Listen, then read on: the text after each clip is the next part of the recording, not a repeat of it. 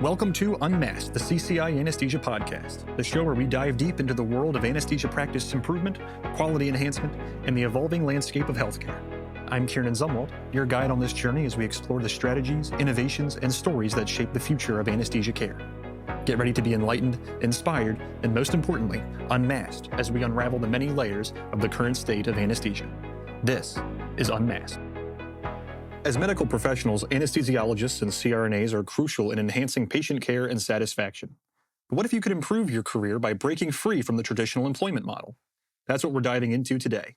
Stay tuned as we unravel the intricacies of a career path that offers both autonomy and financial advantages as an independent contractor. I'm your host, Kieran Zumwalt, and today on Unmasked, we embark on a journey to explore the benefits and unique aspects of practicing anesthesia as an independent contractor. Dr. Brian Schmutzler is on our panel today. Dr. Schmutzler received his medical degree and PhD from Indiana University School of Medicine. He completed an internship at St. Vincent Hospital and Health System in Indianapolis and an anesthesia residency at Indiana University School of Medicine with a special emphasis on regional anesthesia and ambulatory anesthesia. Dr. Schmutzler is the chief anesthesiologist in Mishawaka, Indiana, and regional medical officer for Central Indiana and Michigan with CCI Anesthesia. Currently, Dr. Schmutzler actively practices anesthesiology and acupuncture in Indiana and Michigan. Dr. Schmutzler, thanks for being here. Thanks for having me. Alongside Dr. Schmutzler, we have Marguerite Garner. She is the Associate Vice President of Medical Staff Services and Compliance at CCI Anesthesia, where she strategically leads the Medical Staff Services Department, ensuring provider compliance, managing enrollment processes, and actively contributing to the quality improvement and clinical governance. Marguerite, thanks for joining us today. Thank you. How does being an independent contractor provide greater flexibility and autonomy in your practice compared to traditional employment? Yeah, so being an independent contractor gives a lot of flexibility in terms of when I work and how I work. I've worked in a lot of different models. I've been in academics, I've been in private practice, I've been employed, and then 1099. When you're 1099 or an independent contractor, you can kind of say, hey, I want to work these days, I don't want to work these days, obviously within the context of your contract. And then it also gives you the flexibility to kind of move around and do other things when you're not in your main job. So, for instance, somebody could work 26 weeks at an independent contractor job, take 10 other weeks at another independent contractor job, and then take, 16 weeks a year off. And a lot of times the overall value of that is high, right? I mean, you're going to get paid more absolute dollars because you're not getting benefits, or at least not prescribed benefits from your employer. So it gives you a ton of flexibility financially as well as scheduling wise. I've definitely seen that too, just from being in a surgical center environment or just in general. I had a lot of CRNAs that wanted to work 1099. They really enjoyed being locums. They really enjoyed being able to have the flexibility to come and go as they please. They knew when their cases would start. They had an idea of when their cases would be ending. And they knew the set schedule, like I'm going to be there for 2 weeks and I'm going to be off for 2 weeks. And then they can pick up at other places, just like you said. So I think they really enjoy that. I think it gives them the ability to feel like they're doing something exciting when they're not working. And then a change of scenery and sometimes a change of practice, because at each location, they may be more specific, do a lot more OB cases, or some locations may do more cranie cases and things like that. So maybe they want to spend more time doing cases at a certain hospital that they don't necessarily get to do at another hospital that's not as busy or not the same level of acuity for patients. So you both touched a little bit about the benefits of being a 1099, especially in regards to having more control over your schedule. But just as a baseline, what are some of the differences between an independent contractor and someone who is employed? Why would someone who's employed not be able to take those same advantages? So as a 1099, essentially you get compensation for amount of time worked. That's basically how we set things up, particularly in anesthesia. So no benefits on that, no restrictions on that really. And so compared to employment, whereas employment, you're pretty well restricted. When you're employed, that employer can tell you a lot of things you can and can't do.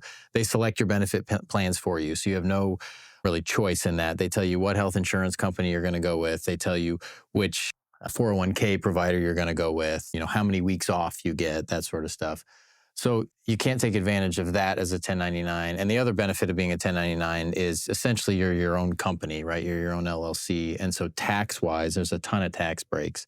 Your for instance, your medical malpractice or your licenses for states, those are all tax deductions when you're a 1099, as opposed to just having those handed to you as an employee. So going a little bit more into the tax advantages that you just mentioned, in what ways have you maximized those benefits?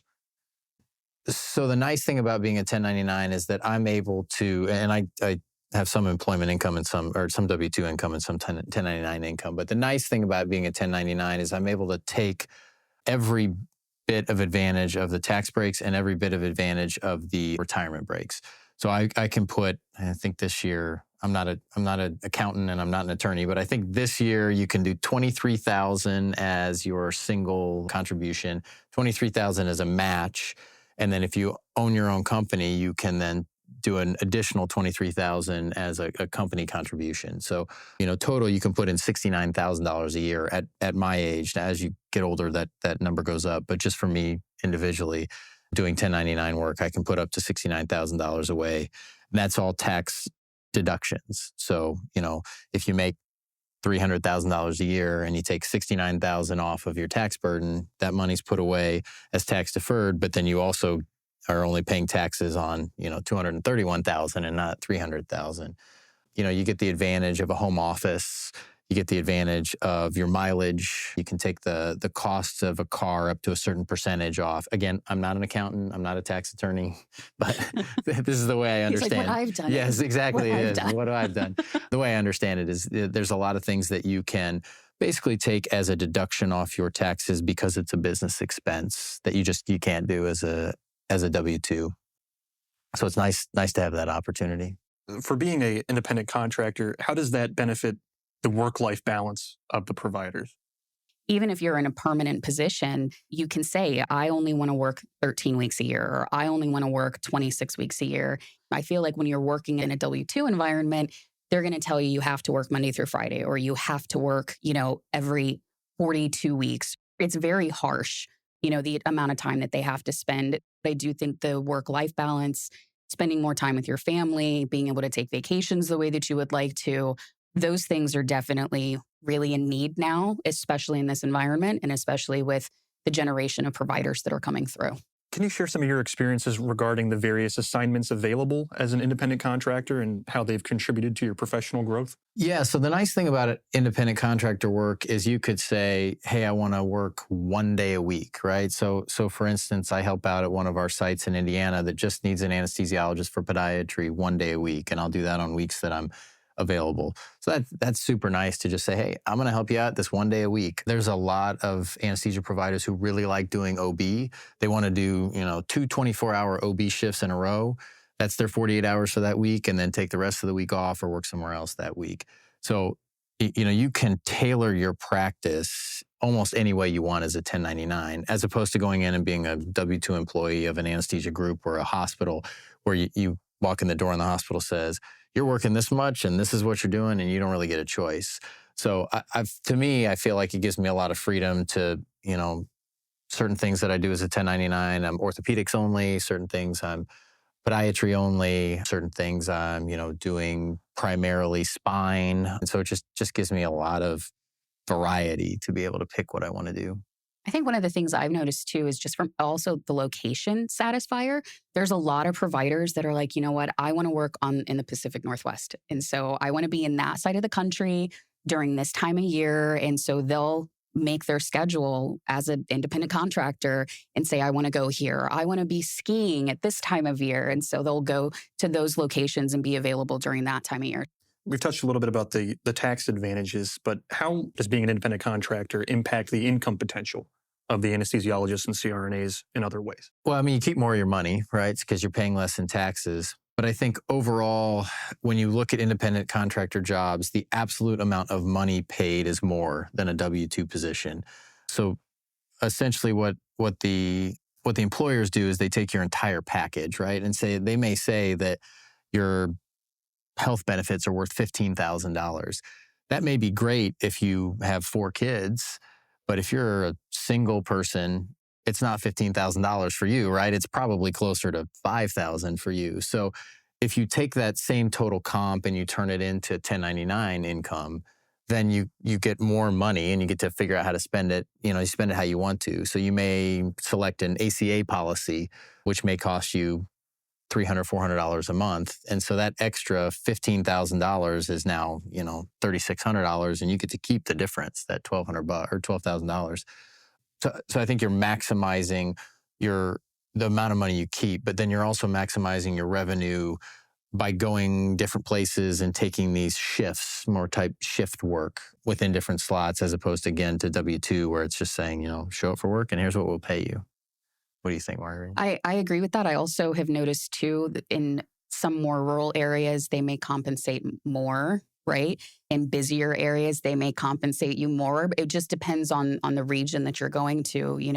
In Florida, for instance, I have noticed that the comp is actually a little bit lower for CRNAs in the state of Florida than some of the locations in Kansas, and which is very surprising to me. So again, you can tailor it. You can, your benefits from the benefit perspective. I've noticed that too, the benefit aspect of it, being able to have the flexibility to say, I want only this type of benefit. I don't need the high level package that's going to do whatever. I'm a healthy 32-year-old male and I don't need all that stuff. And that helps their taxes too, because again, what Brian said, like the overall cost that they get in their pocket is better. So greater autonomy. Absolutely. Financially and professionally as well. Absolutely, yeah. And I think the nice thing about CCI as a company is we have locations all over the country. So we have one near Tahoe. You can go ski in the wintertime in Tahoe, and then you can go down to, Clewiston, Florida, or, Milledgeville, Georgia during the winter as well and stay warm. Or you can go up to Little Falls, North Dakota during the summertime and stay cool, so. In what ways does being an independent contractor open up opportunities for professional development and continuous learning in the field of anesthesia?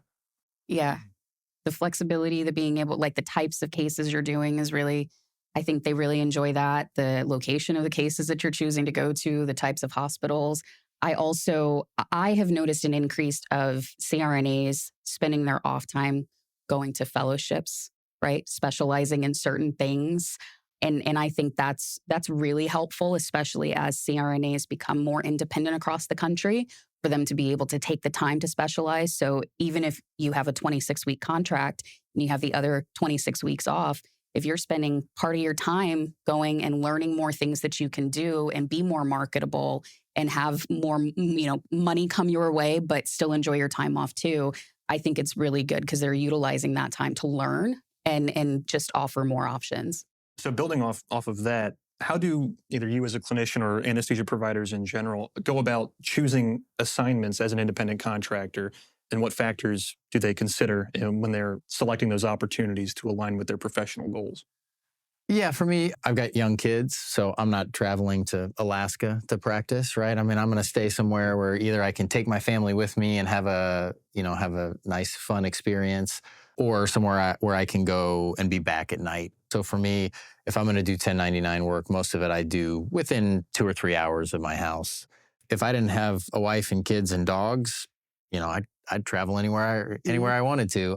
Scope of practice is big too, right? So I don't want to pigeonhole myself. I mean, my main clinical position is orthopedics, primarily doing blocks and spinals and orthopedic cases. I don't want to pigeonhole myself just into that, right? I still like to go and do, like I said, I do some podiatry, I do some general surgery, bariatrics, bigger cases at the hospital. So, I think, just career development wise, staying on top of all the different trends and stuff, I think is very helpful with that. I think the personalization is very, what you want to do is going to depend on the person that you are. You know what I mean? In his situation, he can say, I only want to do that. If you are single, you can have the flexibility to say, I really want to do other things. So that's the thing that I've noticed a lot of, especially with the CRNAs that I'm still very friendly with. I have a CRNA friend who, again, works half the year, and he's a real estate agent the other half the year in different parts of the country. And I'm like, that's kind of cool. And he gets to choose which hat he's wearing based on where he's at that point in his life. So I think it's kind of cool that they have that flexibility. Yeah, it's fun. You get to explore your other interests. Yeah, that's cool. So regarding technology and remote work, how has technology played a role in your ability to work as an independent contractor? And to what extent does remote work contribute to the benefits of this model? Yes. So, I think technology helps in the sense that it's easier to get places faster. It's easier to figure out where positions are, particularly, like our website. You can look anytime and see all the open, not only full-time positions, but all the open PRN positions within CCI. So if I, woke up tomorrow morning and said, I really want to go to Oregon, I'd go look and say, oh yeah, they need me in Oregon in 3 weeks or something like that.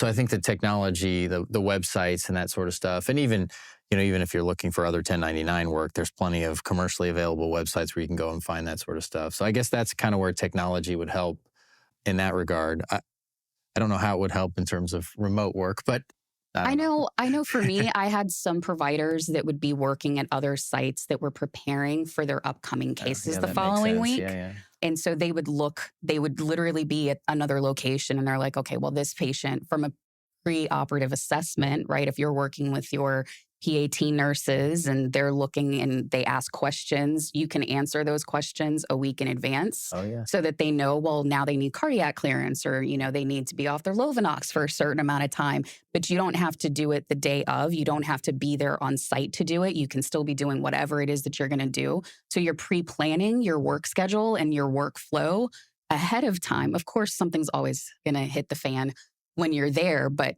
preparing for those things, I know a lot of them that were using, the remote ability to sign in and look at charts and things like that ahead of time. As an independent contractor, how do you approach choosing and managing your benefits? And what considerations are essential for healthcare professionals, not just for you personally, but you've seen others as well?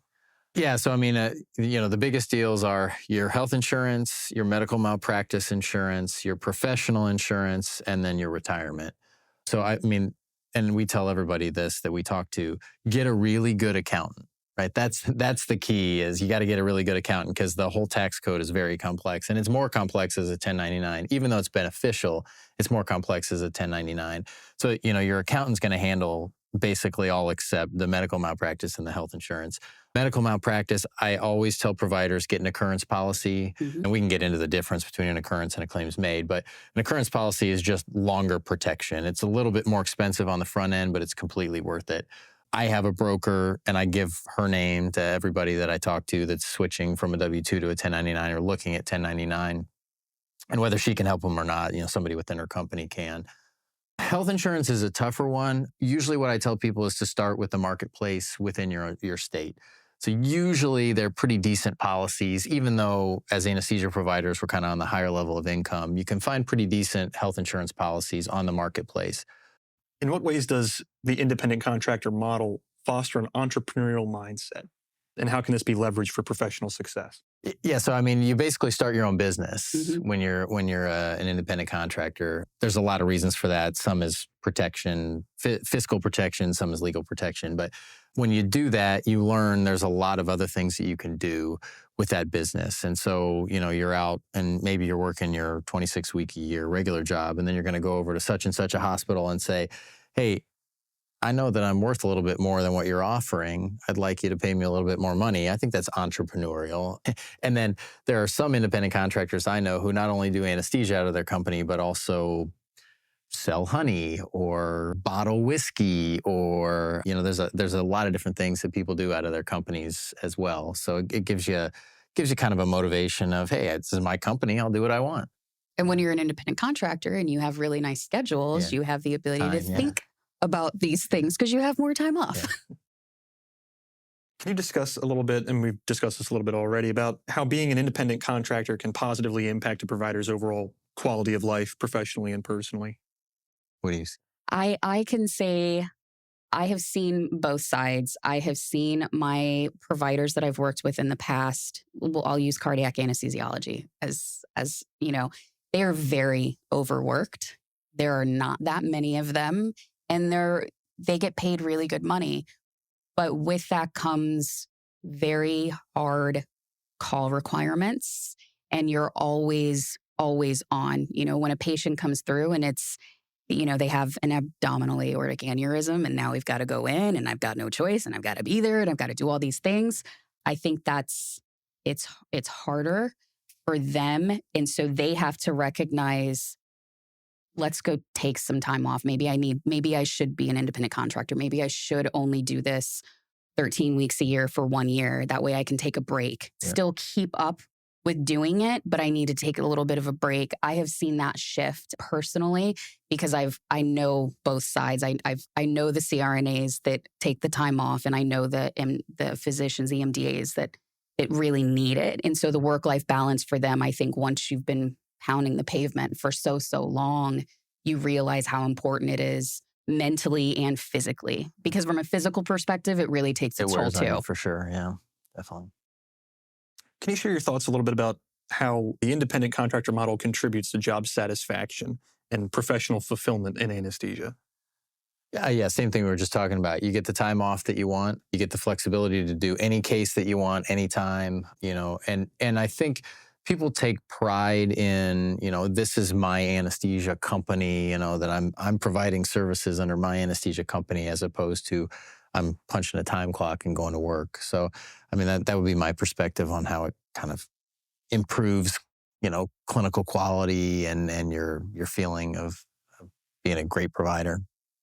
Well, if you have more time off, there is such a thing as overworking to the point where your quality can decrease, right? I've definitely seen that. You see someone working, and then they aren't as good as they were on their 16th day as they were on their first day, and having a support system to say, you should really take some time off. You really need to enjoy your time off, and maybe look at going and, just relaxing, actually taking your time off, please.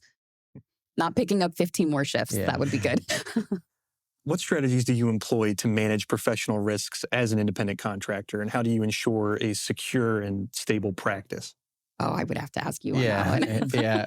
So, everybody talks about, the first thing you pay is the mortgage and the second thing you pay is the insurance, right? So the big thing is having insurance, right? So medical malpractice insurance is number one, and then health insurance, and then professional insurance for your corporation, I think, are kind of the big things. You always want to make sure that you're protected. You want to make sure, and again, I'm not an attorney, but you want to make sure that they can't pierce the veil of the LLC. So you've got to have a good attorney and a good CPA to be able to tell you, this is what you can do, this is what you can't do, this is how you have to have your meetings, and this is how you have to do all the things to keep you protected as your personal assets protected from anybody who might be suing your company as an independent contractor.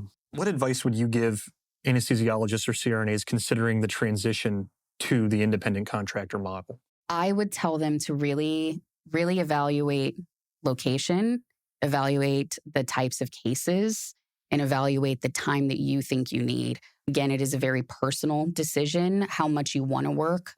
Maybe you're going through a change in a marriage and you really want to focus on work, right? You don't want to spend a lot of time at home. I would say evaluate your life at that point, see what works best for you. Maybe you need to go and be closer to your family. I cannot tell you how many times I see providers say that they're going to change from one position to another because they want to be closer to their family.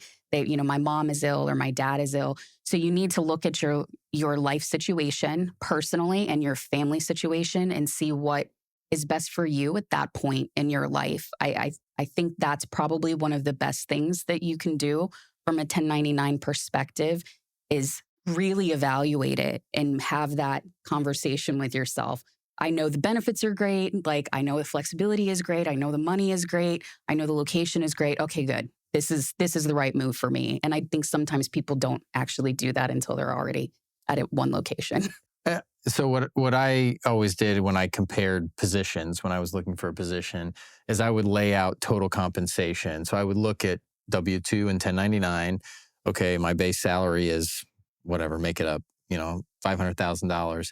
And then my benefits, and I always ask this question where I was applying for a job, what are my benefits, right? What do you value the benefits at? And usually somebody in the HR department can give you a rough estimate of what the benefits are. Okay, you're going to get another $70,000 in benefits. Okay, so this job to me is worth $570,000 just on the financial side, not to mention all the other benefits. And then I sit down and look at the 1099 and say, okay, 1099, my total comp is, $620. Well, $620 is more than $570. So now let's compare all those other things that Marguerite said. Yeah, and I think also from the time off perspective, are you happier? right? Like, I feel like being happy in a work environment is incredibly important. And that's something that I think a lot of people don't think about until they're not happy in a certain environment. And then you can go, well, maybe I need to make that change. So I think the W-2 to 1099, having the opportunity to truly have the time off, especially if you've done both, and you can go, oh, I was really kind of chained to this structure, this time, this start time, this end time. I mean, I know plenty of people that it does not matter. They are there for 12. They did not get off. They didn't just change and say, we don't have any more cases until 4. So you can go ahead and go home, just come back when you get called. Like, you have to stay there. Sit in the hospital. Yes, the whole time. And I don't know many providers that like to sit around doing nothing. Nope, definitely not. All right, well, that's all that we have time for today. Thank you, Marguerite. Thank you, Brian, for joining us today. Until next time. Thank you. Unmasked is brought to you by CCI Anesthesia, leaders in anesthesia services for over 20 years. Subscribe to Unmasked, the CCI Anesthesia podcast today so you never miss an episode. For more resources and information, visit the CCI Anesthesia website at ccianesthesia.com. We look forward to having you with us next time as we continue to unveil the remarkable stories and innovations shaping the future of anesthesia care. Until then, stay curious, stay informed, stay safe, and we'll see you next time.